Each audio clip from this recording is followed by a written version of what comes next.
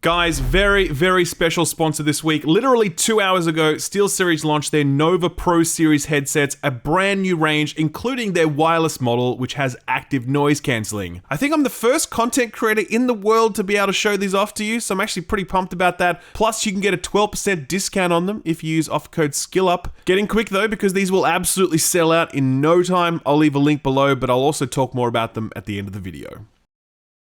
Gamers, I am back from my holiday. I was up in sunny Noosa, and when I say sunny, I really mean non-stop torrential rain. For real, I went on holidays to escape the rains that flooded my office earlier this year, but they followed me like a Mr. Bean sketch, and so the majority of my holiday was actually spent indoors. There was one thing though, there's a bar in Noosa called Pixels, and it's like a barcade, so you know it has like beers and arcade machines everywhere. Anyway, I went upstairs to go to the bathroom, and as I came out, I saw this. A lot to unpack here. Number one, why is Master Chief creepily sitting in the corner when he should be front and center? And more importantly, what the fuck is wrong with this Master Chief? He looks like if Stretch Armstrong tried to strap on the Mjolnir armor. His arms are so long and yet he's so short. This is what Chief would look like if two grunts stood on top of each other and cosplayed as the demon at a Covenant Halloween party. Pixels proprietor, please, if you're watching, give our boy a glow up. Your patrons will thank you for it. Alright, holiday's over, let's do some news. Let's start with that EA merger news you probably read about earlier this week. It all started with a report from Puck News, who reported that EA CEO and advanced human synthoid prototype android Wilson has been on the hunt for a suitor. To quote Puck, in recent years, as media companies have taken greater interest in the rapidly growing games industry, CEO Andy Wilson and Electronic Arts have held talks with a number of different potential suitors, including Disney, Apple, and Amazon. Sources with knowledge of those talks told me. Several sources familiar with the talks say that EA has been persistent in pursuing a sale and has only grown more emboldened in the wake of the Microsoft Activision deal. Others say that EA is primarily interested in a merger arrangement that would allow Wilson to remain as chief executive of the combined company, end quote. Now, if this is true, this is a very different sort of acquisition discussion than the ones we've been having about all the other publishers and developers. In those instances, a big fish like Embracer Group would swallow a smaller fish like Gearbox, or all of Square Enix's Western operations, or Sony swallowing up Bungie. Here though, Andy is that Swedish guy in Succession, trying to merge his upstart operation with a legacy outfit while some grizzled CEO sits back and imagines all the ways he can have this man killed when the time comes. It's a bold play for Wilson, but not an expected one, given that EA is highly profitable and fat with successful IPs across both core gaming and mobile. As gaming pushes further into the transmedia space, a big fat corporate wedding between EA and an outfit like NBC would have made a lot of sense to both parties, though it didn't happen this time since apparently the two corpos couldn't agree on a price. So for now, EA is still just EA, but the fact that they're shopping around like this at all would suggest that they may not stay that way for much longer. A merger would no doubt mean a fat payday and a promotion for Andy Wilson, who takes home an average of $50 million a year, by the way. That's a lot more money than some 200 Electronic Arts employees who this week were laid off. Just to put that in perspective, if you paid each of those people $50,000 a year, you could keep every single one of those people in the job for 5 years, and it would cost the same amount of money as keeping Andy Wilson in the job for 1 year.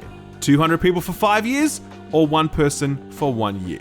You do the math. Anyway, these employees worked in EA's Austin and Galway offices in customer support roles, many of them supporting FIFA customers, who I'm guessing are just parents ringing up to complain that their kid stole the credit card and blew $3,000 on loot boxes. The roles are being outsourced to an undisclosed provider, and the sacking comes after repeated complaints by EA Austin and Galway staff of insufficient annual raises, consisting of as little as only 10 cents an hour.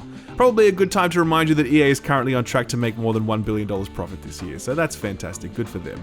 Perhaps EA won't be able to get away with this shit so easily in the future, because this week, staff at Raven voted to form the first union at any AAA publisher in North America. The 28 testers who work at the Activision-owned studio have organized as the Game Workers Alliance, and they voted 19-3 to form the union, marking a landmark shift in an industry that has remained entirely devoid of unions since its inception. The vote has been a long time coming, since it was toward the end of last year that Raven's testers, many of whom earning at or near minimum wage, were summarily sacked from the studio despite there being no shortage of work and no reported performance issues to justify the sacking. Raven staff said, "Fuck that," fought hard against Activision's union-busting tactics, and today claimed this victory. Given how much unionization is discussed across the gaming landscape and how often games workers are mistreated or needlessly retrenched, it'll be interesting to see if workers from other studios follow Raven's testers' lead. Pivoting back to EA for a moment, pour one out for Battlefield 2042, or more specifically, pour 64 out, because this week EA DICE announced that as part of their Season 1 update, which goes live next month or something, the game's breakthrough mode will be reduced from 128 players down to 64. Recall that 128 players was kind of the whole point of Battlefield 2042. This was the main selling point that they offered up for their game, and while yes, Conquest mode will retain that 128 player count, the fact that the other main game mode makes a retreat back to 64 players is a little bit funny. I mean, even 128 players on Conquest, like when I was playing that at launch, the game was still stuffed with the dumbest bots you've ever seen, and the maps were so large and spread out, it felt like no one was on the battlefield. 128 people sounds like a good idea on paper, but it was just a bad idea, and it, along with the specialist model, doomed Battlefield 2042 to a very early grave, with the game currently averaging around 1,500 players concurrent on Steam most of the time. Who could have seen this coming, except for absolutely every single person who played the beta and begged EA's leadership to delay the game? Oh well, that's why they pay Andy Wilson the big bucks, I guess. Speaking of worrisome concurrent player counts, I struggle to think of any live service that has flopped as quickly or as comprehensively as Square's Babylon's Fall. On PC, the game has only ever hit a max concurrent player count of 1,166 people. The average 24-hour player count is 27 people, and at the time of writing, there were only 14 people playing this video game. 14! Even Lawbreakers was doing better than that, I think. This hasn't stopped developer Platinum Games and publisher Square Enix from announcing a Season 2 roadmap. I can't believe it. The update includes a new weapon, the pistol, oh watch out. There's some new enemies apparently, and most importantly, new cosmetics to purchase. It's so nuts, man, no one is playing this game, and yet they're still publishing content for it. You gotta guess that this stuff was made during the game's pre-release development window, and it's just now being pushed out because, yeah, I can't imagine that Square Enix or Platinum expect to extract much money out of the 14 people currently playing this. Holy shit. I'm sure we'll see an end of service JPEG on the official Twitter handle sometime soon. Alright, here's a cool story. You know how some publishers are like, it's really bad when games media leak the existence of a game. Well, Norman Reedus just revealed the existence of Death Stranding 2, and Kojima, absolute mad lad that he is, didn't give a fuck. Here's how it went down. Norman was doing an interview with Leo, and at one point the interviewer asks, quote, "Okay, so you've got the book going, you've got the final season coming out, then the spin-off, and you're filming Death Stranding, the video game," end quote.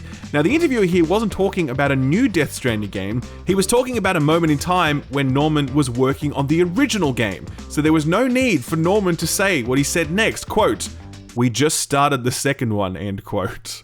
Totally not cool, Norman, but also, dude, that's so fucking cool, you rock. In an industry where absurd levels of secrecy are maintained to keep the hype bubble fully inflated, it's nice just to have some dude randomly blurt out some big gaming news like it's no big deal.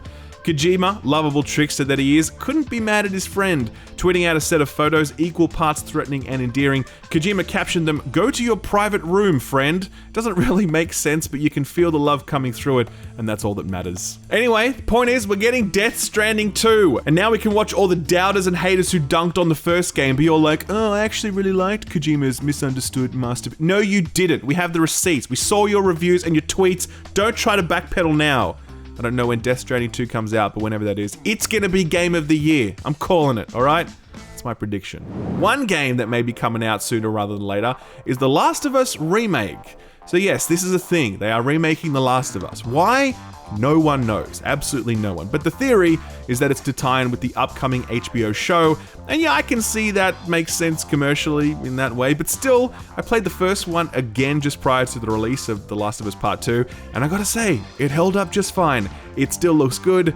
It really doesn't need a remaster. But anyway, it's happening, and it's probably happening this year. The news comes from human faucet Jeff Grubb, who said during the Kinda Funny Games cast, quote, "I keep hearing that's coming out this year. The Last of Us remake this holiday. I'm pretty confident about that too," end quote.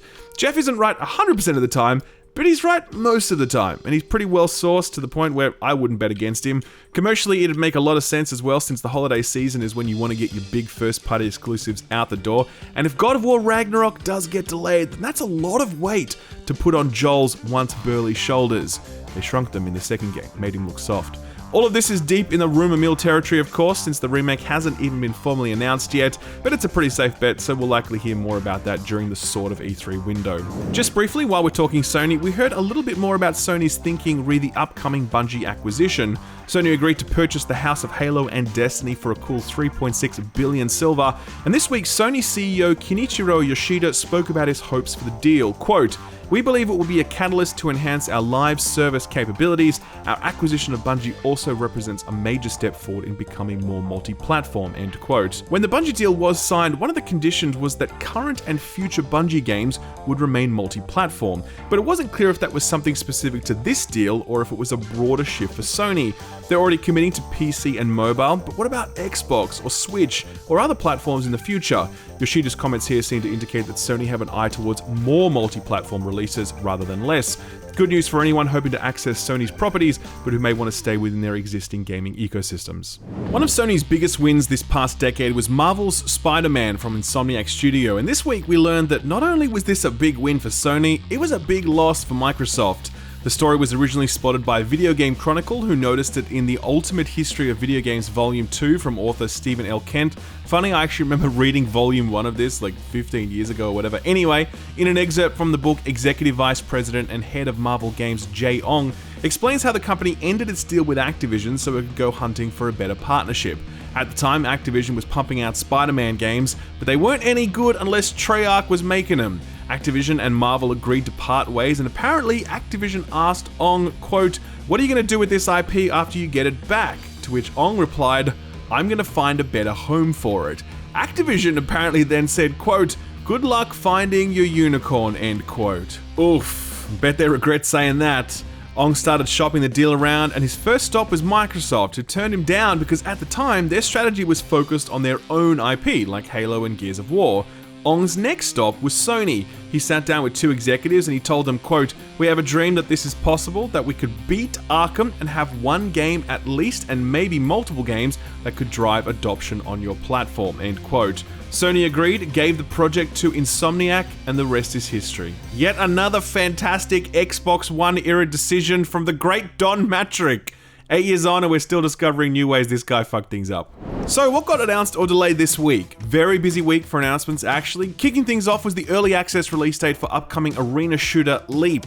This is one I checked out very briefly during a closed beta test a while back. I literally only got to play through the tutorial because servers were down then, but what I played, I enjoyed. It had nice gunplay, fluid movement, and you got to ride a hoverboard. That's never not cool.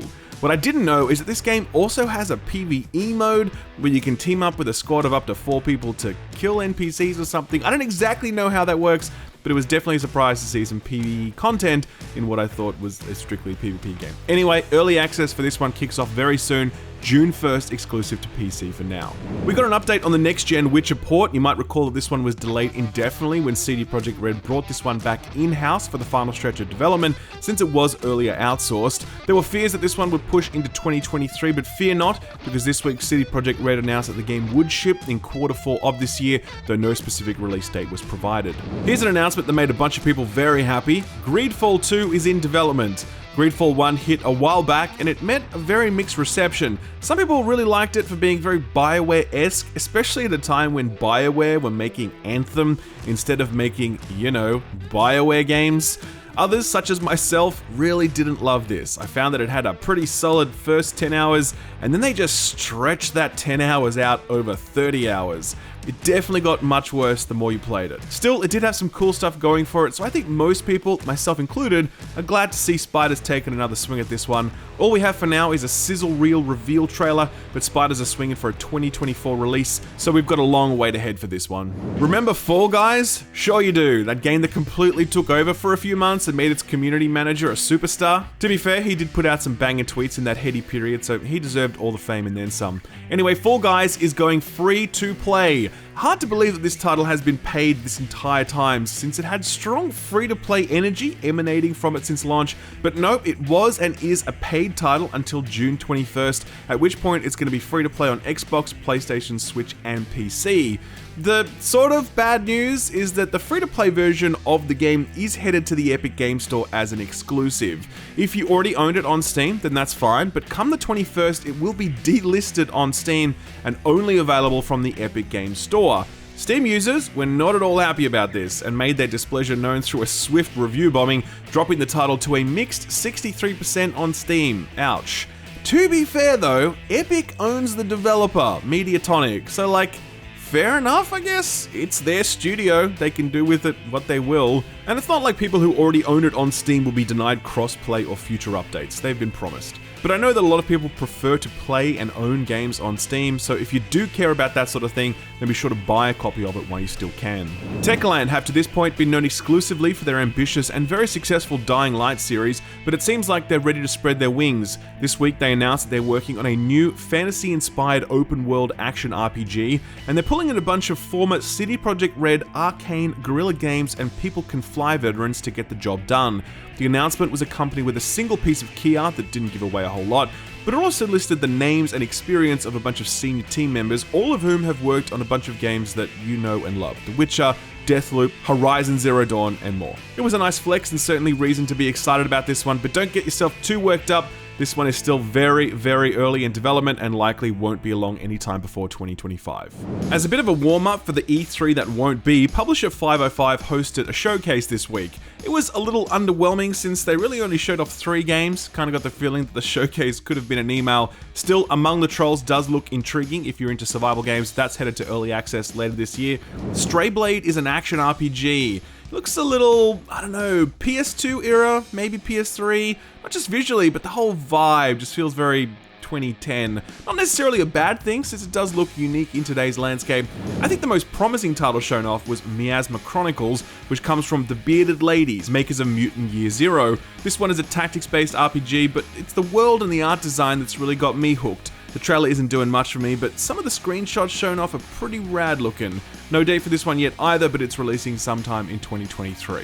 While Xbox may have passed on the chance to make Marvel games, Ben Brody sure didn't. Ben was formerly the director of Blizzard's Hearthstone, but he and a bunch of Hearthstone developers left to form Second Dinner, their own studio. Their first game just got announced this week, and it's, surprise, a collectible card game. Only instead of being based in the Warcraft universe, it's set in the Marvel multiverse. Even though there are infinite universes and infinite possibilities, Marvel lore still makes more sense than Warcraft lore at this point, and with way less retconning.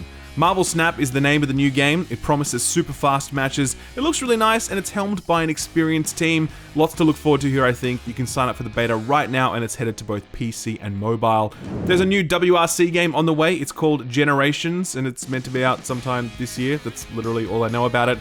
Something that's out right now is the next entry in the Armor series. Titled Armor Reforger, developer Bohemia Interactive are describing it as a stepping stone towards Armor 4, rolling out a new engine, new workshop tools, and over 50 square kilometers of battlefield to frolic about in. The new standalone release is an early access title being made available for both PC and Xbox, and apparently the Xbox version of the game will also support mods, which is nice since mods are kind of the whole point of Armor games. The weirdest announcement of the week, and perhaps of the year, is that we're getting another Dead by Daylight game, and it's not what you think.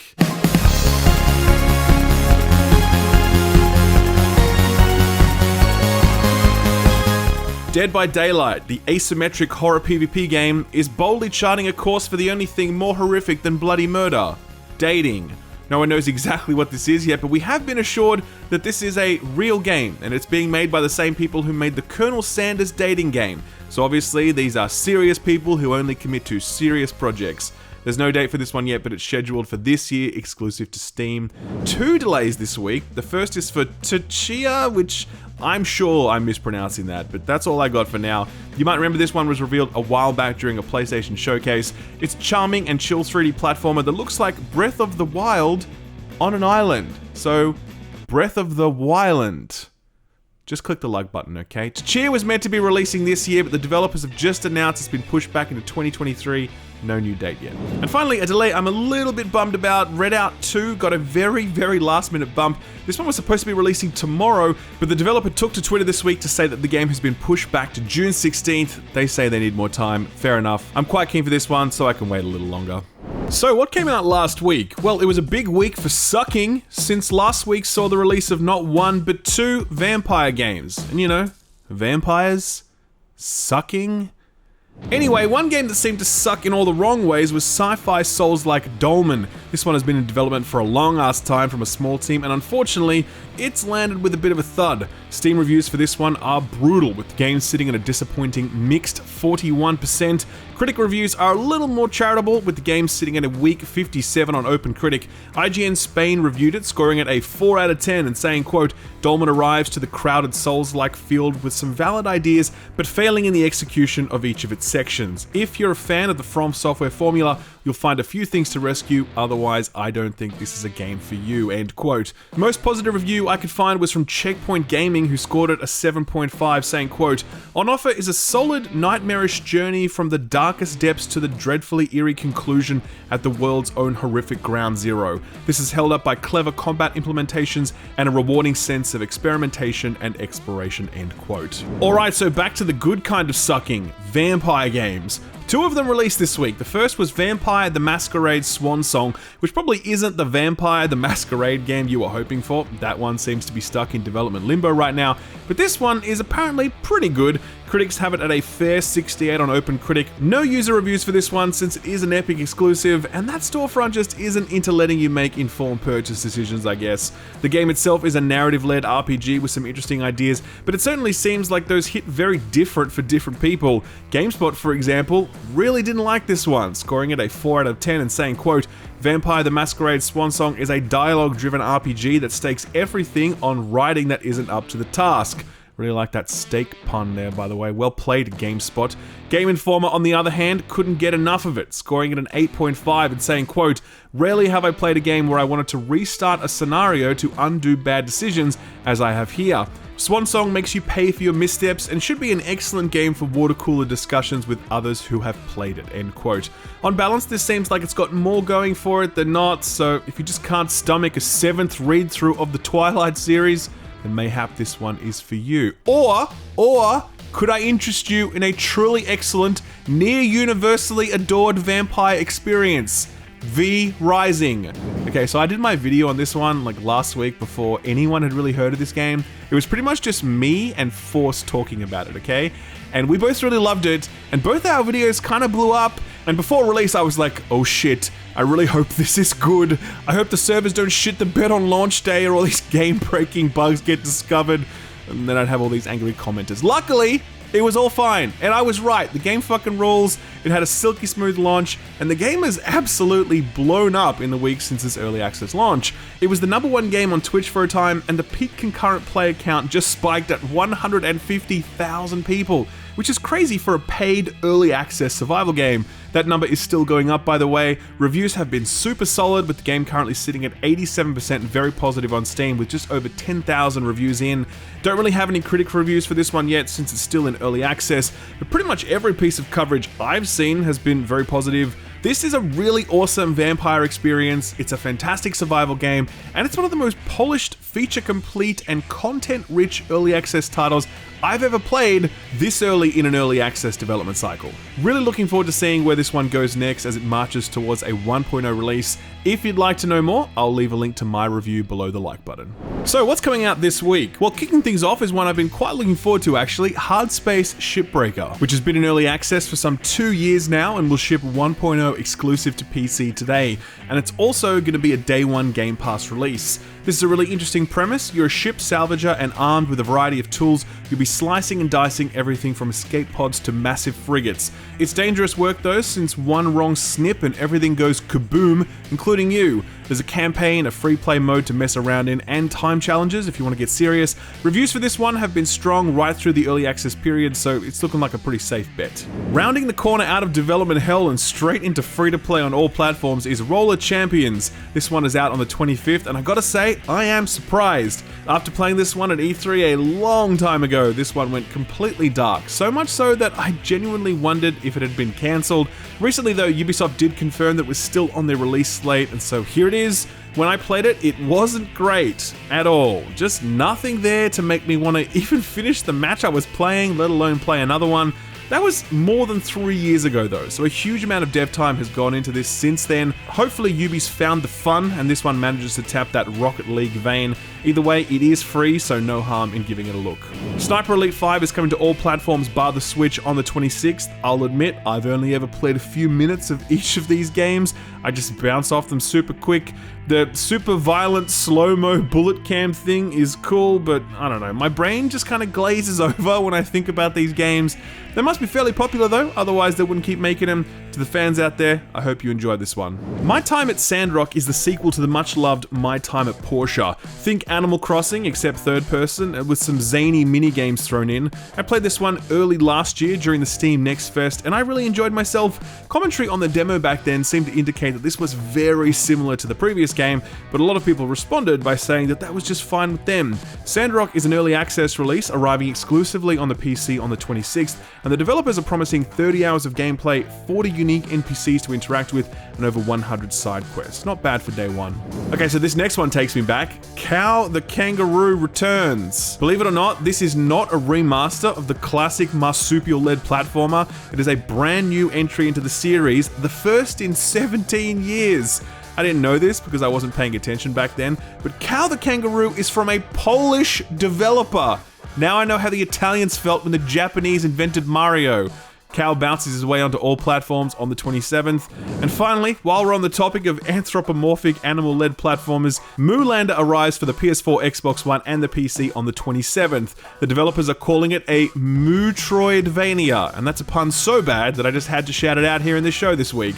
This one looks all kinds of weird, but in that awesome earthworm gym kind of way that I'm totally down for, so I'll probably boot this up on my Steam Deck and see what the deal is. Put this on your radar. No.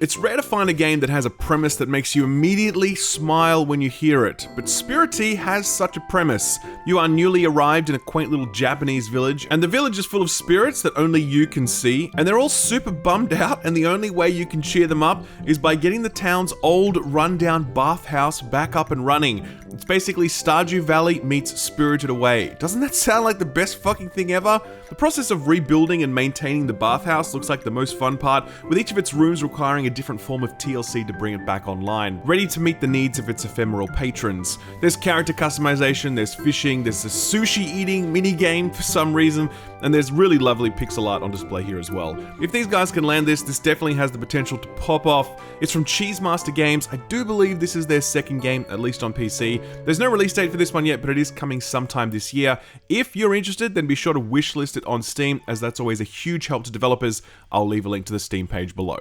Sort of free stuff time now, and not a whole lot to talk about this week as we're in the final week of the month, which means next month's lineup should start trickling out over the next few days.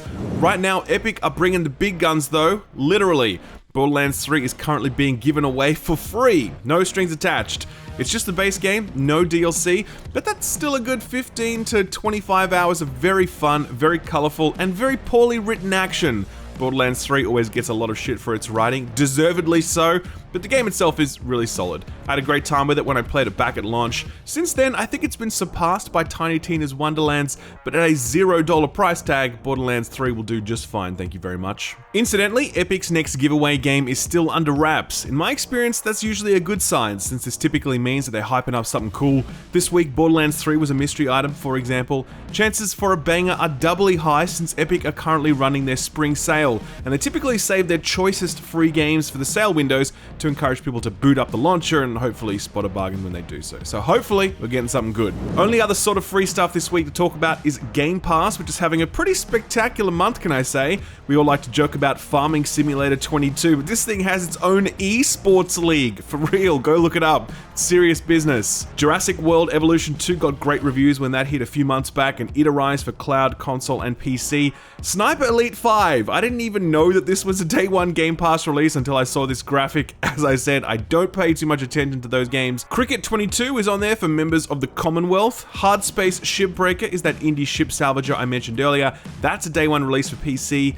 Her Story. Now listen, if you trust me even a little bit, then do me a favor and boot up Her Story. One of the most interesting games I've played ever, really. Such an immersive detective experience that few games can match. It's only short, but it will definitely stay with you, trust me on that. And finally, Game of the Generation, Vampire Survivors makes its way to Game Pass. Did I not say that this was the week of vampires? As impressive as V Rising is, it has got nothing on this peerless masterpiece. You've heard of the Morbius sweep? Well, trust me when I tell you that when it comes to the Game Awards season, it'll be Vampire Survivors sweep. Only this time, it won't be ironic. It'll be for real, because Vampire Survivors rules. It's like the greatest thing since sliced garlic, so please, download it, play it. You'll all be back next week to thank me. Our feel-good story for the week is more a motivational story, one intended to get you off the couch so you can strengthen that weak, brittle, flaccid, gelatinous skeleton of yours. That's right, I see you, gamer, and you know who else sees you? United States Army Major John Mark Thibodeau, a clinical coordinator in charge of medical readiness at Fort Leonard Wood in Missouri. He was asked recently for his thoughts on today's youth, and the Major served up a stiff assessment. A hell of a lot stiffer than the stuff we gamers are made of, apparently. Quote, "The Nintendo Generation soldier skeleton is not toughened by activity prior to arrival, so some of them break more easily," end quote. Great, so not only do we need to deal with politicians saying that video games make us more violent, now the army are telling us that video games make our skeletons soft. Video games are slowly transforming us into some sort of hyper-aggressive invertebrate, like, oh my god. Video games are slowly turning us into buff Squidward. To be honest, for most of us, that'll be an upgrade, so I'll take it. Ladies and gentlemen, you have, as always, been a terrific audience, and I thank you for staying right to the end. If you had a good time, or learned anything interesting, or saw a game that you might want to check out, then do consider hitting the like button on the video, hitting that subscribe button, and dinging the notification bell. Just hours after this video goes live, the next Destiny season launches, Season of the Haunted, so I'll be drowning myself in that for the next week before the launch of Diablo Immortal on June 2nd. Planning to review that one, actually. A lot to look forward to, hope you'll be there for it, and I hope you'll be lucky enough to get your hands on one of the new SteelSeries headsets. To speak more about it, I'll hand over to my lovely assistant, myself. Alrighty, so SteelSeries. As you know, I partnered up with these guys at the start of the year. Super happy about that because they make some truly top shelf shit and I love putting that stuff in front of you guys. I use their keyboards, their Destiny mouse and mouse pad. I love those, by the way. My favorite thing though, and the thing that SteelSeries have always been most famous for, are the range of premium headsets. I have been using a few different variations of their Arctis series headsets since the start of the year. Love them. So reliable, sound incredible, super comfortable, all the bells and whistles. Or so I thought. It turns out that there were some bells and whistles yet to be added, which brings us to the introduction of the brand new range of SteelSeries headsets, the Arctis Nova Pro series. These things were revealed to the world literally 2 hours ago. So what you're seeing here is like world premiere, you know, like the guy from the Game Awards, that voice. So anyway, the Arctis Nova Pro series headsets come in PlayStation, Xbox, or PC variants, but the thing about them is they support multi-system connect, allowing you to connect a PC and multiple consoles at the same time, and you just switch between them, which is awesome. That's done through this sexy little dedicated audio controller, which not only does that, but it also lets you control volume, chat mix levels, switch audio modes, tweak EQ, a whole bunch of stuff. Plus, if you're using the wireless version, this is where you can hot swap batteries, since each headset comes with 2 batteries, each of which support up to 22 hours of playback. The Arctis Nova Pro series comes in both wired and wireless variants. I've got the wireless one. You know why? Because that version has active noise cancelling, something that almost no other gaming headset on the market has, and I absolutely love it. Putting them on and hearing that sound of silence that kicks in, oh, it's so good. Speaking of putting them on, these things are super comfortable. The headset has been redesigned from the ground up with all new premium components, and it has a much more lifestyle look now. Like, yeah, it's a gaming headset, but you could take it out into the world and no one's gonna give you side eyes, especially since the inbuilt microphone retracts all the way in and becomes basically invisible. The wireless version also supports Bluetooth. So yeah, these can be your new noise isolating headphones for when you're out on the go, and then you walk in your door and they become your dedicated console console or PC gaming headset featuring industry-leading certified high-resolution sound. I don't know about you, but I've always had trouble keeping track of which is the latest headset from different manufacturers, and I'm always wondering if I'm like buying the previous model. These things came out 2 hours ago, for real. This is as new as it comes, and it's the most ambitious upgrading of any SteelSeries product ever, and the design team totally knocked it out of the park with this one.